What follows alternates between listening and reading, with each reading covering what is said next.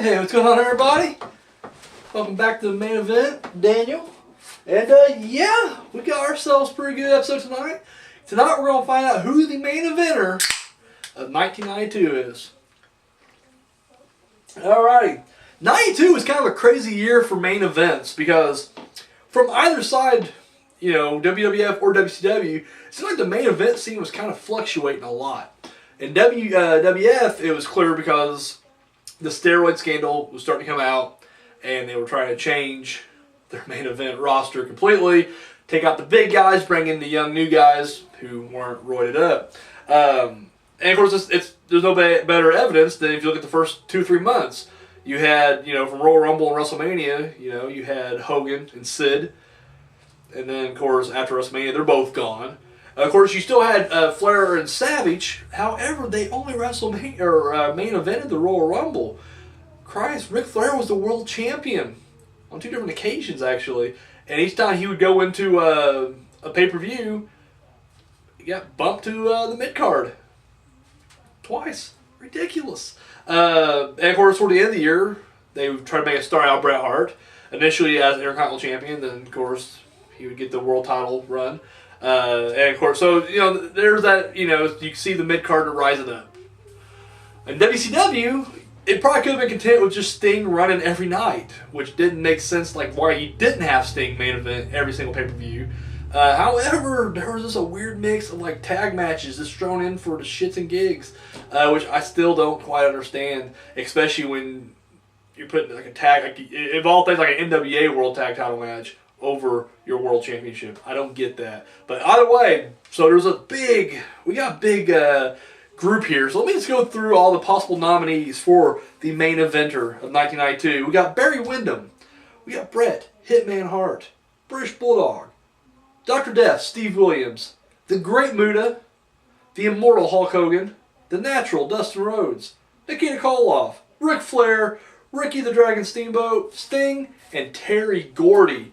So there you have it. There are the participants, the nominees for 1992's main eventer of the year. So as we always do, let's kick it off. Who came in third place? Ric Flair. Woo!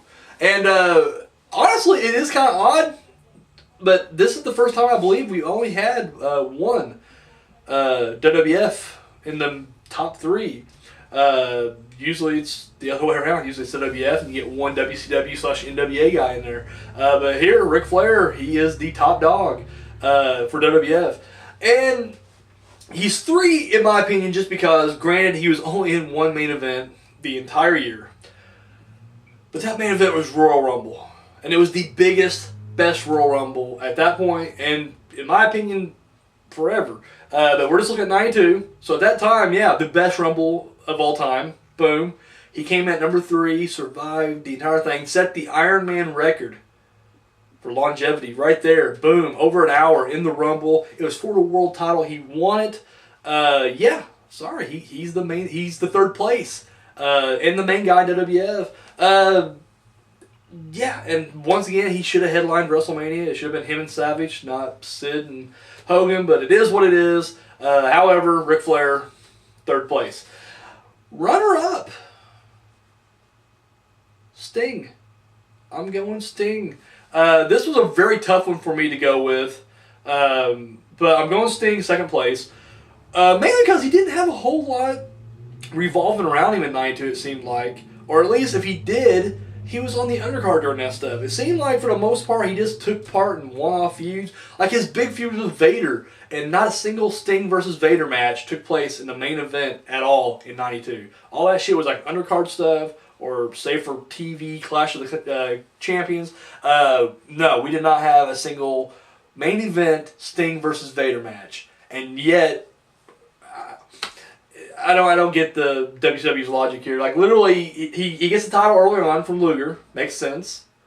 He drops it to Vader in a non-main event match. Whatever. That does not make sense. I can understand dropping the Vader. But then Vader just turns around and loses to Ron Simmons. Like, Vader was a transitional champion in 92. That's retarded.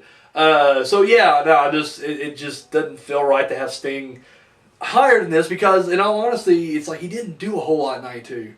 like to me, his biggest achievement was Sting Squadron defeated the Dangerous Alliance, and he won the Coal Miners Club match. And that match would have been a little bit more brutal. Who knows? It could have been a little higher on this list. But other than that, no, he didn't really accomplish a whole lot in '92. He won a title just to drop it to Vader.